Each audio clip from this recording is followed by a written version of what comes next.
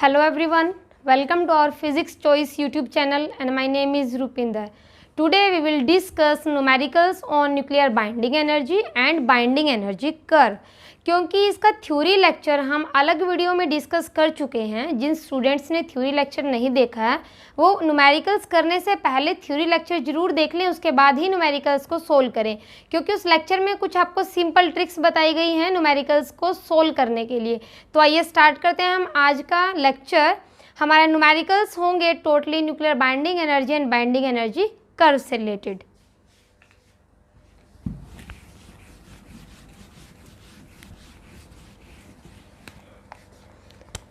So our first numerical is the mass defect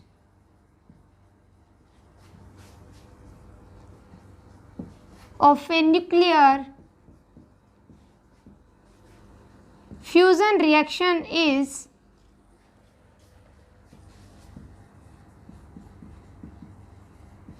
0.3%. What amount of energy will be liberated in 1 kg fusion reaction? देखिए, आपको binding energy का concept बताया गया था और mass defect भी बताया था कि जब न्यूक्लियस को उसके कंस्टिट्यूएंट पार्टिकल्स में तोड़ते हैं, प्रोटॉन्स और न्यूट्रॉन्स में, और दोबारा से अगर हम एक नए न्यूक्लियस की फॉर्मेशन करते हैं तो उसके कॉन्स्टिट्यूएंट पार्टिकल्स का जो टोटल मास होता है वो ज़्यादा होगा न्यूक्लियस के मास से, बिकॉज कुछ मास डिसअपियर हो जाता है, लॉस हो जाता है कि जिस मास का, उसको हम मास डिफेक्ट बोलते हैं। न्यूमेरिकल्स में नहीं पढ़ना कि हमने फ्यूजन रिएक्शन नहीं पढ़ी है, क्या दिया गया है, हमें जस्ट टर्म्स को देखना होता है कि क्या क्या टर्म हमें दी गई है और क्या हमें कैलकुलेट करना है। देखिए, न्यूमेरिकल में देखिए हमें दिया गया है mass defect of a nuclear fusion reaction is 0.3%। Mass defect दिया गया है, हमें पूछा गया है कि कितनी अमाउंट ऑफ एनर्जी लिबरेट होगी। मास हमारा है यहाँ पे 1 kg ऑफ फ्यूजन रिएक्शन। देखिए, मास दिया गया है 1 kg और मास डिफेक्ट दिया गया है इस मास का 0.3%, मीन्स 1 kg का 0.3% दिया गया है हमें मास डिफेक्ट। एनर्जी को कैलकुलेट करना है। एनर्जी होती है delta m into c square. दो फॉर्मूले आपको बताए थे, या तो आप डेल्टा m को 931 से मल्टीप्लाई कर दें, क्योंकि वो जो आंसर हमें कैलकुलेट होगा वो मेगा इलेक्ट्रॉन वोल्ट में कैलकुलेट होगा। यहाँ पे आंसर हम जूल में कैलकुलेट कर रहे हैं। अगर ऑप्शंस में मेगा इलेक्ट्रॉन वोल्ट दिया हो तो आप सिंपली सी स्क्वेयर की जगह 931 मेगा इलेक्ट्रॉन वोल्ट से मल्टीप्लाई कर देना, बट यहाँ पे आंसर हम जूल में कैलकुलेट करेंगे तो सी स्क्वेयर से मल्टीप्लाई करेंगे। इस रिलेशन को आइंस्टीन इक्विवेलेंस रिलेशन भी बोला जाता है। E is equals to delta m into c square. अब देखिए, जो मास डिफेक्ट था वो दिया गया है टोटल मास का 0.3%। टोटल मास है हमारे पास 1 kg। कई न्यूमेरिकल्स में यहाँ पे 1 ग्राम होता है। अगर ग्राम होगा तो पहले उसको कन्वर्ट करना होगा किलोग्राम के अंदर, उसके बाद ही उसका 0.3% करेंगे, क्योंकि कई इस टाइप के न्यूमेरिकल्स भी दिए जाते हैं कि यूनिट्स यहाँ पे ग्राम होगी। आंसर अगर हमें जूल में कैलकुलेट करना है तो एक ही यूनिट सिस्टम रखना पड़ेगा, दैट इज़ SI। तो ग्राम को हमें किलोग्राम में बदलना है, उसके बाद ही आपका आंसर जूल में आएगा। तो यहाँ से हम देख सकते हैं 0.3 इंटू 10 की पावर -2 kg आएगा। यहाँ से इसको हम 3 इंटू 10 की पावर -3 kg भी लिख सकते हैं। फॉर्मूला है हमारे पास delta m into c square, 3 into 10 की पावर -3। देखिए, यूनिट्स हमारे kg में है तभी आंसर हमारा जूल में आएगा। c की वैल्यू होती है 3 इंटू 10 की पावर 8, इसका स्क्वेयर हो जाएगा, क्योंकि c होगी मीटर पर सेकंड में। सभी हम ऐसा ही सिस्टम में लेके चल रहे हैं। 3 इंटू 10 की पावर -3 मल्टीप्लाई बाय 3 स्क्वेयर होता है 9 मल्टीप्लाई बाय 10 की पावर 16। अब यहाँ से देखिए 27 मल्टीप्लाई बाय 10 की पावर 13, 10 की पावर 13, आंसर होगा हमारा जूल में। लेकिन इस टाइप से सिंपल आंसर कभी भी नहीं दिया जाता, हमेशा डेसिमल पॉइंट्स में देगा। इस आंसर को हम ऐसे भी लिख सकते हैं 2.7 मल्टीप्लाई बाय 10 की पावर 14 जूल। 2.7 मल्टीप्लाई बाय 10 की पावर 14 जूल। ये बहुत ही सिंपल टाइप का क्वेश्चंस था। इसके बाद हम कुछ ग्राफिकल क्वेश्चंस की बात करेंगे जो बाइंडिंग एनर्जी कर्व से रिलेटेड होंगे, फिजन और फ्यूजन से रिलेटेड होंगे। सिंपल था, हमें मास डिफेक्ट दिया गया था और एनर्जी को कैलकुलेट करना था, सो डेल्टा एम इंटू सी स्क्वायर। एक चीज़ ध्यान रखनी है, अगर ग्राम में होगा तो उसको किलोग्राम में बदलना पड़ेगा, आंसर हमारा जूल में आएगा। यह एनर्जी आई है जूल के अंदर। तो अब नेक्स्ट न्यूमेरिकल हम करते हैं जो कि बाइंडिंग एनर्जी कर्व से रिलेटेड होगा। So our second question is binding energy per nucleon versus mass number curve for nuclei shown in the figure. Figure दिया गया है, हमें एक कर्व दिया गया है, binding energy per nucleon in mega electron volt versus mass number, दोनों के बीच में एक कर्व दिया गया है। W, X, Y and Z are 4 nuclei, 4 different nuclei दिए गए हैं। W, X, Y and Z, 4 different nuclei दिए गए हैं कर्व के अंदर। And the process that would release energy, और ये पूछा गया है इनमें से कौन से वाला प्रोसेस एनर्जी को रिलीज करेगा। 4 प्रोसेसेस दिए गए हैं, इनमें से हमें करेक्ट आंसर चूज करना है कि किस में एनर्जी रिलीज होगी। y गोज टू 2z या wx प्लस z में कन्वर्ट हो रहा तब होगा। 4 ऑप्शन में से हमें करेक्ट ऑप्शन चूज करना होगा। देखिए आपको एक चीज़ बताई थी, जब भी हम बाइंडिंग एनर्जी कर्व की बात करते हैं, जितनी ज़्यादा एवरेज बाइंडिंग एनर्जी होगी, means binding energy per nucleon की वैल्यू जितनी ज़्यादा होती है वो न्यूक्लियाई उतना ही ज़्यादा स्टेबल होता है। यही चीज़ हमें यहाँ पे देखनी है। अगर हमारी binding energy per nucleon increase हो रही है, वही रिएक्शन हमारी पॉसिबल होगी, उसी के दौरान एनर्जी का रिलीज होगा। तो स्टार्टिंग करते हैं फर्स्ट से। y gives to 2z, y किस में कन्वर्ट हो रहा है 2z में। इस केस में क्या करना है, देखिए y कहाँ पे है, y यहाँ पे लाई कर रहा है। y के कोरिस्पॉन्डिंग मास नंबर 60 होगा और बाइंडिंग एनर्जी की वैल्यू 8.5 है। अगर हम टोटल बाइंडिंग एनर्जी इसकी कैलकुलेट करते हैं, इसकी टोटल कैलकुलेट करते हैं बाइंडिंग एनर्जी, तो उसकी वैल्यू होगी 60 मल्टीप्लाई बाय 8.5, ये हो जाएगी y के लिए। और 2z के लिए क्या होगी 2 मल्टीप्लाई बाय z की वैल्यू होगी, यहाँ से देखिए मास नंबर 30 है और बाइंडिंग एनर्जी होगी 5.0, 30 मल्टीप्लाई बाय 5.0। अगर इस प्रोसेस से इसमें मीन्स प्रोडक्ट की एनर्जी हमेशा ज़्यादा होनी चाहिए तभी एनर्जी रिलीज होगी, रिएक्टेंट की ज़्यादा नहीं होनी चाहिए। इसका आंसर हमें पढ़ा था न्यूक्लियर बाइंडिंग एनर्जी में कि sum of the nucleons must be greater than the mass of nucleus, तो इनकी वैल्यू ज़्यादा आनी चाहिए as compare to this reactant. So calculate करते हैं यहाँ से, जब इसको हम कैलकुलेट करेंगे इसकी वैल्यू आ जाएगी 510 और यहाँ से जब हम कैलकुलेट करते हैं यहाँ से वैल्यू आएगी हमारे पास 300 मेगा इलेक्ट्रॉन वोल्ट और यहाँ से वैल्यू आएगी 510 मेगा इलेक्ट्रॉन वोल्ट। यहाँ से 510 मेगा इलेक्ट्रॉन वोल्ट है जबकि यहाँ पे 300 मेगा इलेक्ट्रॉन वोल्ट है। इट मीन्स एनर्जी हमारी क्या हो रही है, डिक्रीज हो रही है। y से 2z अगर फॉर्मेशन होता है एनर्जी का डिक्रीज हो रहा है तो ये रिएक्शन तो पॉसिबल नहीं है, इस दौरान एनर्जी का कोई भी रिलीज नहीं होगा। अब हम नेक्स्ट स्टेप की बात करते हैं। W goes to x plus z, W की वैल्यू कितनी होगी, देखिए यहाँ पे है मास नंबर है यहाँ पे 120, इसके कोरिस्पॉन्डिंग बाइंडिंग एनर्जी होगी 7.5। So W give rise to x plus z. इसके लिए कैलकुलेट करते हैं। देखिए 4 प्रोसेसेस आपको दिए गए हैं, हम वही प्रोसेस हमारा राइट होगा, उसी के दौरान एनर्जी रिलीज होगी जिसमें प्रोडक्ट की एनर्जी ज़्यादा आ जाएगी रिएक्टेंट की एनर्जी से। सिंपली हमें कैलकुलेट करना है। इस न्यूमेरिकल में कैलकुलेट करके दिखा रहे हैं। नेक्स्ट न्यूमेरिकल जो करेंगे उसमें आप एस्टिमेशन लगा के भी बता सकते हो कि कौन सी रिएक्शन में एनर्जी का रिलीज होगा और किस में रिलीज नहीं होगा। W gives to x plus z, देखिए W के लिए हम अमाउंट लिख लेते हैं 120 मल्टीप्लाई बाय 7.5, 120 मल्टीप्लाई बाय 7.5, ये जो एनर्जी है ये मेगा इलेक्ट्रॉन वोल्ट में है। इसको सोल्व करेंगे तो वैल्यू आएगी 900 मेगा इलेक्ट्रॉन वोल्ट, वैल्यू आएगी 900 मेगा इलेक्ट्रॉन वोल्ट। अगर हम इसको सोल्व करते हैं x के लिए, देखिए x के कोरस्पॉन्डिंग मास नंबर है 90 और बाइंडिंग एनर्जी होगी 8।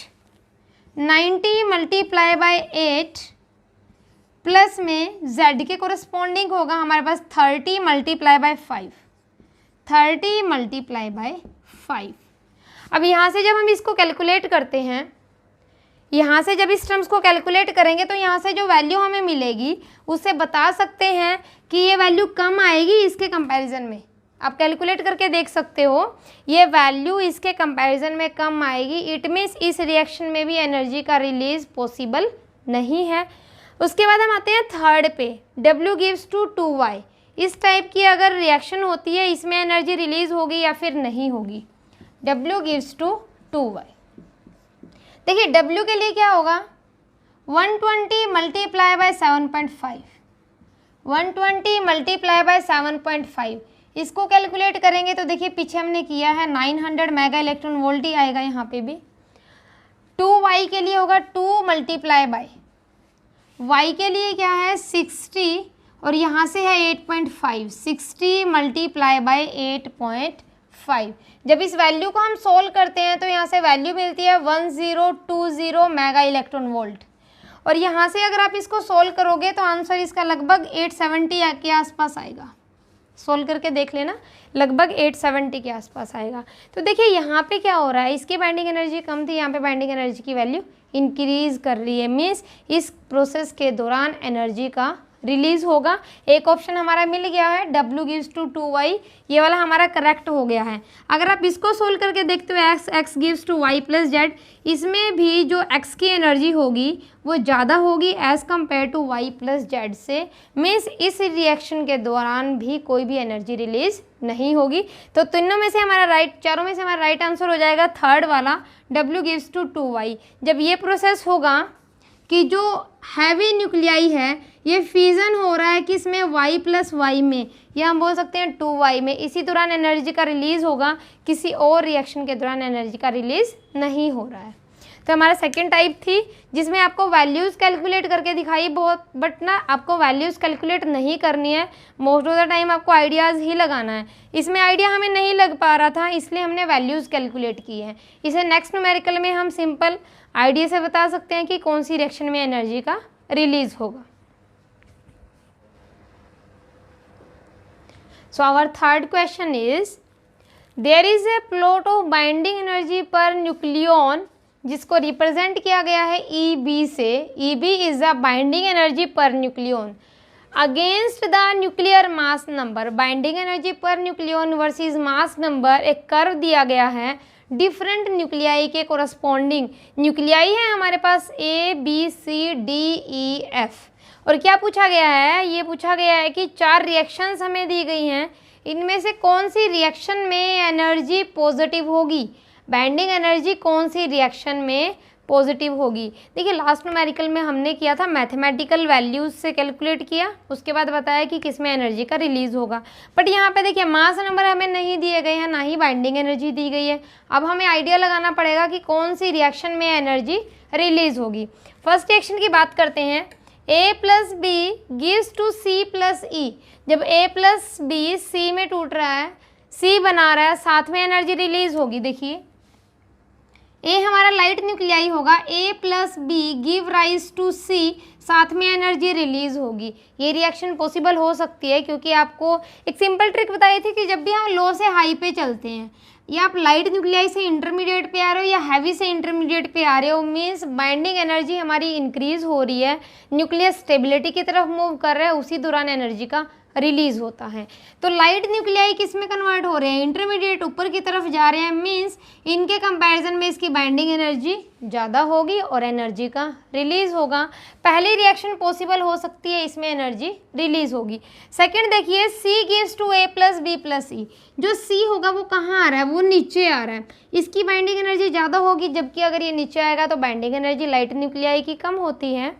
देखिए फर्स्ट लेक्चर जो आपका थ्योरेटिकल लेक्चर हमने डाला था बाइंडिंग एनर्जी के बारे में, उसको जरूर देखिएगा, क्योंकि उसके अंदर ये सभी टर्म्स बताई गई हैं कि लाइट न्यूक्लियाई की बाइंडिंग एनर्जी कम होती है, हैवी न्यूक्लियाई की भी बाइंडिंग एनर्जी कम होगी, जबकि इंटरमीडिएट की बाइंडिंग एनर्जी सबसे ज़्यादा होती है और आयरन की सबसे ज़्यादा होगी इंटरमीडिएट के केस में। और इन दोनों के कंपैरिजन में लाइट और हैवी के केस में इंटरमीडिएट में बाइंडिंग एनर्जी ज़्यादा होगी, वो ज़्यादा स्टेबल न्यूक्लियाई होते हैं। और जब भी हम नीचे से ऊपर जा रहे हैं, चाहे हम इधर से जा रहे हैं हैवी से इंटरमीडिएट या फिर लाइट से इंटरमीडिएट, उसी केस के दौरान एनर्जी का रिलीज होता है। अब सी से हम नीचे की तरफ आ रहे हैं तो इस टाइप तो सोचना ही मत कि एनर्जी रिलीज होगी ही नहीं इस रिएक्शन में। उसके बाद D + C gives to F + C। D + C से कहाँ आ रहे हैं, हम भी ऊपर से नीचे आ रहे हैं, तो ये भी रिएक्शन पॉसिबल नहीं होगी, इसमें भी एनर्जी रिलीज नहीं होगी। क्योंकि अगर आपको वैल्यूज़ दी जाएं M की और बाइंडिंग एनर्जी की, आप उसे कैलकुलेट करोगे मैथमेटिकल, तो क्या देखने को मिलेगा कि इसकी बाइंडिंग एनर्जी ज़्यादा होगी एज़ कम्पेयर टू दिस। जब इसकी बाइंडिंग एनर्जी कम होगी तो एनर्जी रिलीज होगी ही नहीं। इस केसेस में क्या होगा, C की बाइंडिंग एनर्जी ज़्यादा होगी A + B के कंपैरिजन में, तभी एनर्जी रिलीज होगी। A और B के कंपैरिजन में C की बाइंडिंग एनर्जी ज़्यादा होगी, तभी एनर्जी का रिलीज होगा।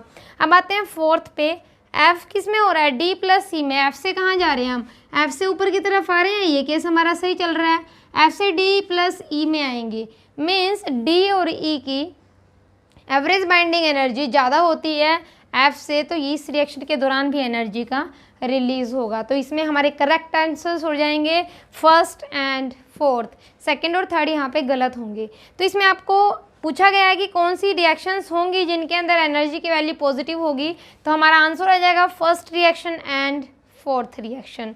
लास्ट न्यूमेरिकल में हमने मैथमेटिकल करके बताया था, इसमें जस्ट एस्टिमेशन से बताना है। सिंपली आपको एक ट्रिक याद रखनी है, जब भी हम नीचे से ऊपर जा रहे हैं, चाहे हम लाइट से इंटरमीडिएट चाहे हम हैवी से इंटरमीडिएट में, उसी दौरान एनर्जी का रिलीज होगा। अगर हम ऊपर से नीचे जा रहे हैं तो कोई भी एनर्जी रिलीज नहीं होगी। So our next question is which of the following statement is are correct. कौन सी स्टेटमेंट हमारी करेक्ट होगी वो हमें यहाँ से चूज करनी है।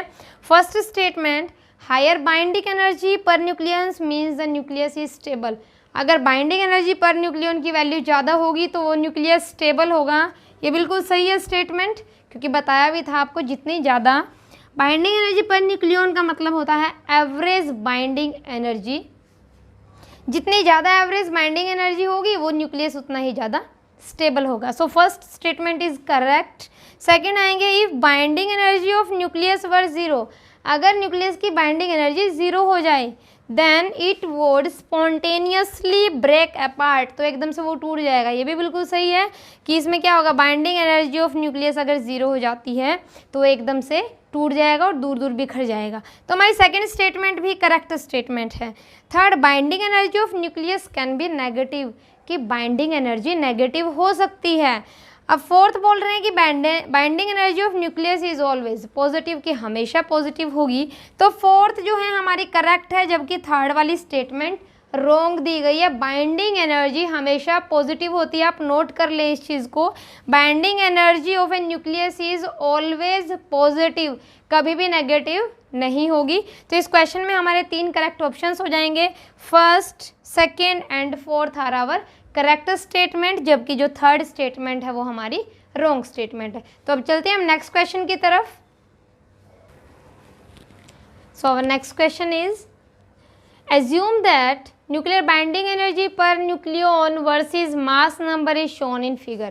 हमें वही एक फिगर दिया गया है, लास्ट टाइम हमने 2 कर्व्स किए थे, एक और नया टाइप का क्वेश्चन आया हमारे पास, binding energy per nucleon versus mass number, एक प्लॉट दिया गया है। इसमें से हमें करेक्ट स्टेटमेंट को चूज़ करना है कि कौन से वाली करेक्ट स्टेटमेंट होगी। फर्स्ट बोला गया है fusion of 2 nuclei, fusion of 2 nuclei with mass number lying in the range 1 to 50, 1 to 50 mass number की रेंज दी गई है। इस रेंज में अगर कोई न्यूक्लियाई लाई करता है तो वो न्यूक्लियाई एनर्जी को रिलीज करेगा, ये पूछा गया फर्स्ट में। देखिए अगर 1 to 50 की रेंज में, 1 to 50, देखिए 50 से लेस है मास नंबर, क्या होगा 1 से बड़ा होगा लेकिन 50 से कम होगा। 50 से कम का मतलब होगा 49। मान लिया 2 न्यूक्लियाई हैं, दोनों के मास नंबर क्या होंगे, 50 से कम होंगे। अगर हम मैक्सिमम दोनों के 49 और 49 भी मान लेते हैं, दोनों को अगर हम फ्यूज़ करवा रहे हैं, फ्यूज़ का मतलब होता है जोड़ना, ऐड करवा रहे हैं, तो भी इनका टोटल सम क्या होगा, 100 से तो कम ही आएगा। 98 आ रहा है यहाँ पे, तो 98 कहाँ लाई करेगा, 100 से पहले। देखिए ग्राफ में क्या हो रहा है, यहाँ से स्टार्टिंग से यहाँ तक का ग्राफ कैसा है, एक जैसा, कोई वेरिएशन नहीं है। बाइंडिंग एनर्जी में कोई भी इंक्रीज नहीं है मास नंबर के साथ। जब तक बाइंडिंग एनर्जी इंक्रीज नहीं होगी तब तक एनर्जी का रिलीज नहीं होता। ये चीज़ आपको बताई थी। नीचे से ऊपर जब हम जाते हैं और एनर्जी में इंक्रीज आता है, उसी दौरान एनर्जी का रिलीज होगा। अब यहाँ पे क्या हो रहा है, हम यहाँ थे, यहीं पे है, एक स्ट्रेट लाइन ही ग्राफ चल रहा है, यहाँ पे हमारा कांस्टेंट चल रहा है। कांस्टेंट आएगा मीन्स कोई भी इंक्रीज नहीं हो रहा बाइंडिंग एनर्जी में, तो पहला जो फ्यूज़न होगा, जब न्यूक्लियाई इस रेंज में लाई करेंगे तो कोई भी एनर्जी रिलीज नहीं होगी। अब आते हैं नेक्स्ट पे। फ्यूज़न हो रहा है दो लाइट न्यूक्लियाई का, जिनका मास नंबर 51 से 100 की रेंज में लाई कर रहा है। मीन्स 51 से तो ज़्यादा होगा और 100 से कम होगा। अब देखिए इस टाइप के किसी भी दो न्यूक्लियाई को हम उठा लेते हैं। देखिए यहाँ पर मैंने 49 क्यों उठाया था, क्योंकि मैक्सिमम से मैक्सिमम दो वैल्यूज़ को अगर हम जोड़ रहे हैं तो भी उनका सम 100 से कम आ रहा था। यहाँ पे कोई भी दो वैल्यूज़ को जोड़ लेते हैं, 51 से ज़्यादा और 100 से कम की।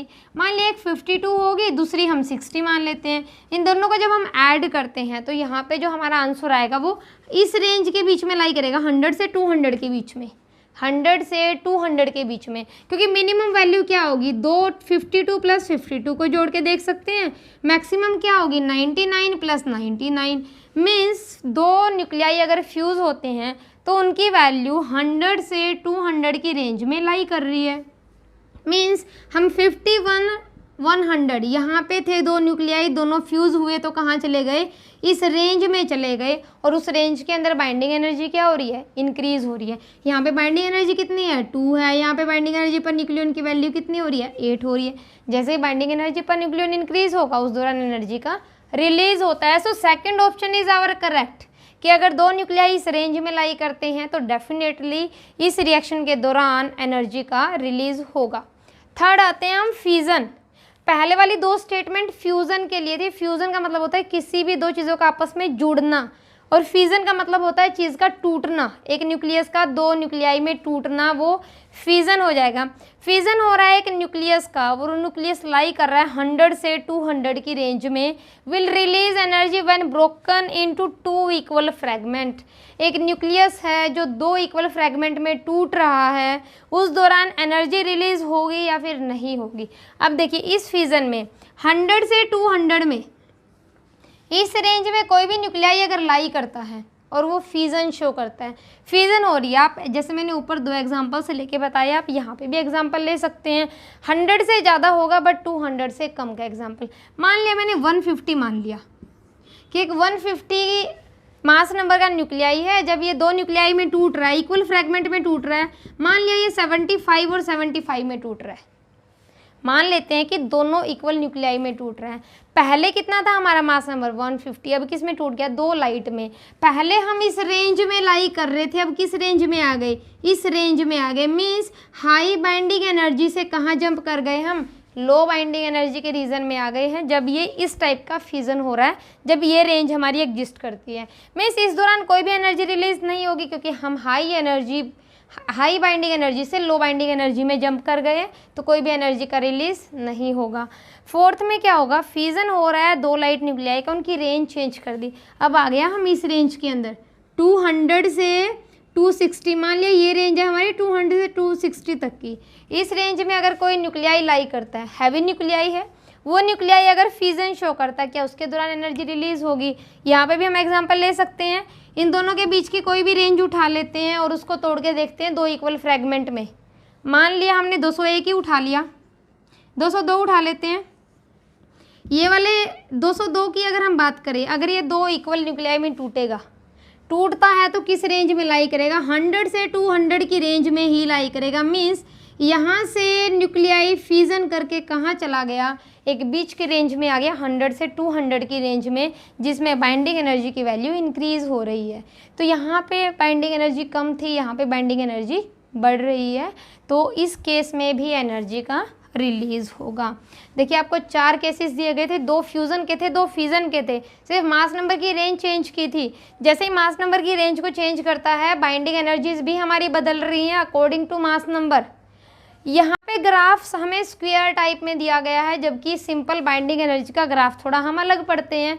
कंडीशंस वही होती हैं, लाइट न्यूक्लियाई और हैवी न्यूक्लियाई की बाइंडिंग एनर्जी कम होती है, इंटरमीडिएट की बाइंडिंग एनर्जी ज़्यादा होगी। अगर हम लाइट से इंटरमीडिएट या हैवी से इंटरमीडिएट में जा रहे हैं तो डेफिनेटली एनर्जी का रिलीज होता है, और अगर हम इंटरमीडिएट से लाइट में या इंटरमीडिएट से हैवी में जाएंगे तो बाइंडिंग एनर्जी डिक्रीज करेगी और वो न्यूक्लियस स्टेबल नहीं होगा। तो ये हमारा डिफरेंट टाइप का क्वेश्चन था। तो करते हैं अब हमारा नेक्स्ट क्वेश्चन।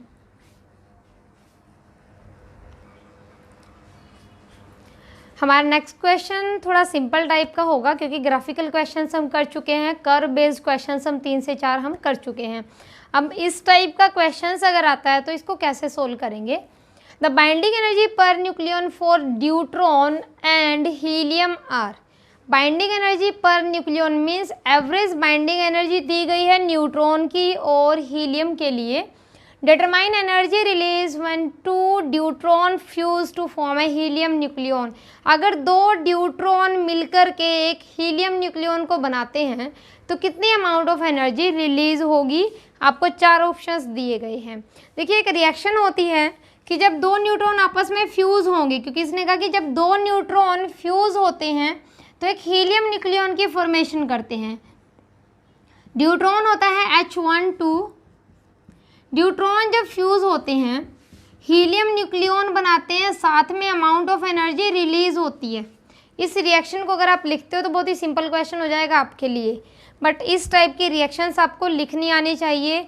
यहाँ पे ड्यूट्रॉन दिया गया है, कोई और एलिमेंट भी दे सकते हैं आपको। तो 2 ड्यूट्रॉन फ्यूज़ हो रहे हैं, एक हीलियम बना रहे हैं, साथ में एनर्जी रिलीज हो रही है। इसी टाइप के क्वेश्चंस में ऐसा भी डाल सकते हैं कि यूरेनियम है जो टूट रहा है, ये फ्यूज़ हो रहा है किसी भी 2 फ्रैगमेंट के अंदर और साथ में एनर्जी रिलीज हो रही है, उस एनर्जी की वैल्यू बताइए। तो डिफरेंट टाइप से क्वेश्चंस आपसे पूछ सकते हैं। तो देखिए सोल्व कैसे कर रहे हैं, हमें क्यू की वैल्यू कैलकुलेट करनी है कि कितनी एनर्जी रिलीज होगी, इसको हमें कैलकुलेट करना है। ड्यूट्रॉन की बाइंडिंग एनर्जी दी गई है तो यहाँ से क्यू वैल्यू आएगी हमारे पास, हीलियम की एनर्जी जो होगी माइनस डबल ऑफ द, क्योंकि 2 ड्यूट्रॉन फ्यूज़ हो रहे हैं ना, तो 2 ड्यूट्रॉन की एनर्जी होगी 2 multiply by energy of the deuteron. बस यहाँ से जो वैल्यू आएगी वहाँ से हमारा आंसर आ जाएगा। He24 की एनर्जी होगी, He24 की एनर्जी दी गई है 7, लेकिन इसको हमें मल्टीप्लाई करना होता है मास नंबर से। 7 मल्टीप्लाई बाय 4, 7 मल्टीप्लाई बाय 4। जिसको इन चीज़ों का नहीं पता है, थ्योरी लेक्चर में हमने पूरा डिटेल में बताया हुआ है। बाइंडिंग एनर्जी का फॉर्मूला भी बता रखा है कि अगर किसी भी रिएक्शन में एनर्जी रिलीज हो रही है उसको कैसे कैलकुलेट करते हैं। फॉर्मूला दिया गया है Z of MP plus A minus ZMN minus mass of nucleus. 7 multiply by 4 minus 2 multiply by, deuteron की एनर्जी दी गई है 1.1 मल्टीप्लाई बाय, देखिए ड्यूट्रॉन का मास नंबर कितना है 2 है। यहाँ पे 2 बार 2 लिखा है हमने, एक 2 आएगा क्योंकि 2 ड्यूट्रॉन्स फ्यूज़ हो रहे हैं एक दूसरे के साथ, इसकी वजह से ये 2 होगा।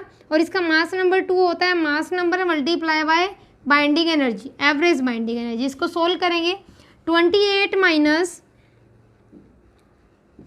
4.4। यहाँ से जब हम सोल्व करते हैं तो हमारा आंसर आ जाएगा सोल्व करने के बाद 23.6, और सभी टर्म्स हमें चल रही है मेगा इलेक्ट्रॉन वोल्ट में। हमारी सभी टर्म्स चल रही है मेगा इलेक्ट्रॉन वोल्ट में, क्योंकि एनर्जीज किस में दी हुई है, मेगा इलेक्ट्रॉन वोल्ट में। बहुत ही सिंपल क्वेश्चन था, बस आपको रिएक्शन पता होनी चाहिए रिएक्शन कैसे लिखते हैं। अब देखिए इसके अंदर 4 ऑप्शंस दिए गए हैं, हमारा करेक्ट ऑप्शन आ गया सेकेंड वाला 23.6 मेगा इलेक्ट्रॉन वोल्ट। इसी टाइप का क्वेश्चन आपको करने के लिए दे रहे हैं, ये आपको खुद सोल्व करना है कि binding energy of neon 1020 is 160.64 mega electron volt. Find the atomic mass, यहाँ पे मास पूछा गया है, एटॉमिक मास क्या होगा, एनर्जी नहीं पूछी गई है, एनर्जी दी गई है, एनर्जी दे रखी है और मास पूछा गया है। ये क्वेश्चन भी हमारा थ्योरी बेस है, थ्योरी का जो लेक्चर था आप उसको देखिए, आप इजीली इस क्वेश्चन को सोल्व कर पाओगे। तो आज कुछ न्यूमेरिकल्स हमने डिस्कस किए, न्यूक्लियर बाइंडिंग एनर्जी और बाइंडिंग एनर्जी कर्व से रिलेटेड। और अगर आपको मेरी वीडियो पसंद आए तो please like, share and subscribe जरूर करें।